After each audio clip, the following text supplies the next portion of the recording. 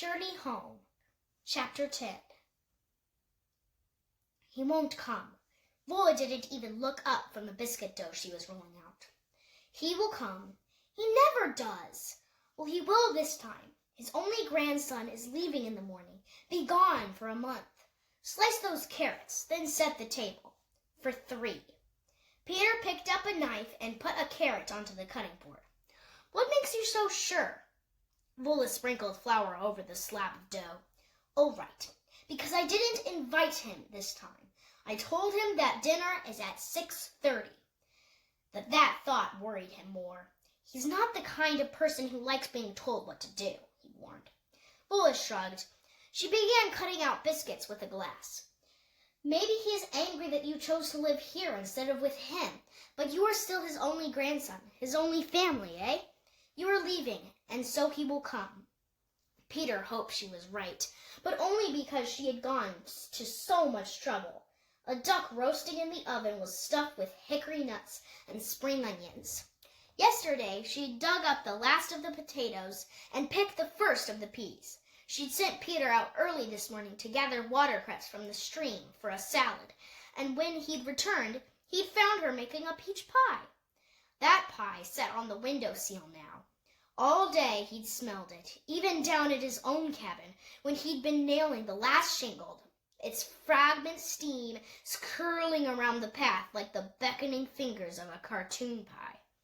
He wondered if Vola remembered that peaches were the first thing he'd eaten when he'd landed here a year ago, starving and broken-boned.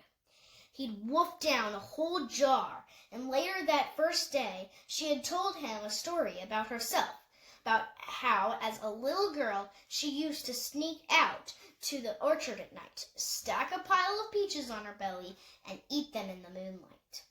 When the fruit ripened last summer, he'd tried the same thing himself.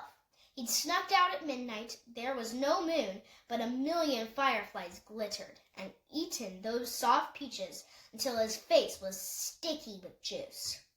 That night, for the first time since in giving up PAX, he had let his tears flow, his face all juice-wet in the dark anyway. When he'd crept back inside, Vola was up. He saw from her expression that she knew he'd been crying, but she left him alone about it. Now that peach pie was about killing him with all that it said about this place he was leaving, about this person he had hurt because she'd invited him to stay for good. He turned his back on that pie. You're wrong. He won't come, he said again. We'll have to go over there tomorrow morning, get my permission signed. He'll come, Vola said. She slid the tray of biscuits into the oven, closed the oven door firmly, as if that was that. And she was right. Just 15 minutes later, he heard the chug and sigh of an old man's Chevy pulling in beside Vola's truck. He ran to the window to be sure, then swept a quick look around the cabin. A fire blazed, and all the oil lamps were lit, burnishing the furniture to gold. The floor was freshly waxed. The table had been scrubbed and was set with her good china. A fat bunch of daffodils sprang out of a yellow jug on the mantel. Through the windows, the hills glowed blue in the dusk. He got up to open the door and watched as his grandfather made a show of cracking his back, and then looking around, taking in the place. Peter swelled a little, thinking of how it would look to him. The orchard in pale bloom, the vegetable garden with its neat rows of bright green against the red soil, and just beyond the solid barn, his own new cabin. When he began to pick his way up the stone path, Peter saw that his grandfather's hair was combed into neat strands over his forehead, and his face was pink.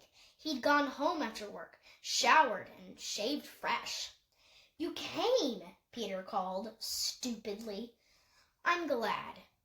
Can't stay too late, his grandfather grumbled.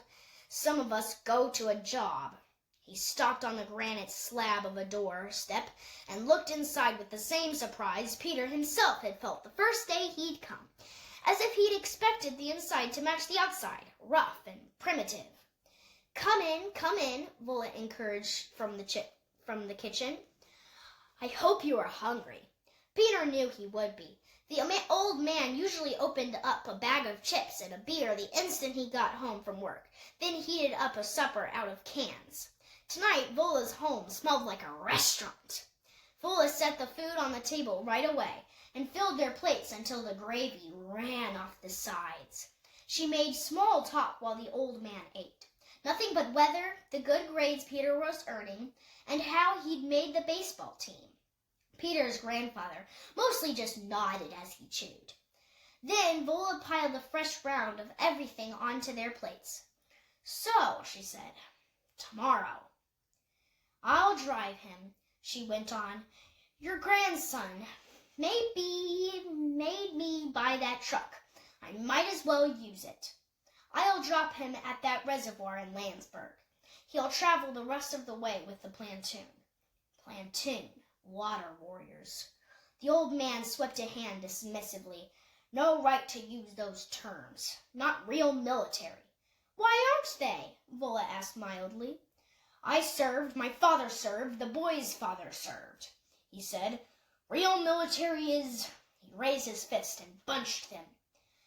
"Vola served too," Peter said. The old man glanced down at Vola's leg. Right, he conceded. "You know what I mean. Warriors are— it's about power, not a bunch of do-gooders."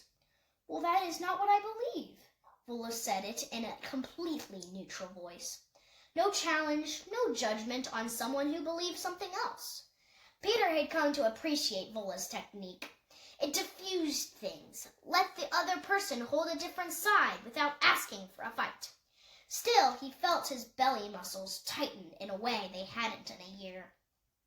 But then Vola picked up the pitcher of cider and refilled the glasses. Before she set the pitcher back, she held it up. "This was a gift," she said, and Peter relaxed. She was moving away from the subject. "It was made from the clay around here, a local craftsman. I had given him some firewood when he ran out." Peter's grandfather grunted in appreciation. "How many years did it take him to learn the trade, I wonder?" Vola mused. "How many hours to create this piece? How many times has it been useful, filling our cups?" Peter picked up his fork as his grandfather bent to his food. But Vola wasn't finished. "Now think of it. I throw this pitcher against the wall. That is a lot of power I show. But anyone can break something. The power I respect is in the making." She set the pitcher down. She turned to Peter and lifted her glass. "And maybe most of all, I respect anyone who chooses to rebuild something." Peter's grandfather stopped chewing. He nodded grudgingly. And then Vola offered him some grace. "Besides, Peter will be learning useful skills. Pipe layers are princesses these days. Well diggers are kings. That is not likely to change any time soon." "Never hurts to know an honest trade," the old man mumbled his agreement, saving face. He fumbled with his napkin, and a spoon clattered to the floor. Peter tipped back in his chair to reach into the silverware drawer behind him. Without looking, he pulled out a new spoon and placed it beside his grandfather's plate. The old man took it, but he looked as if he'd been struck.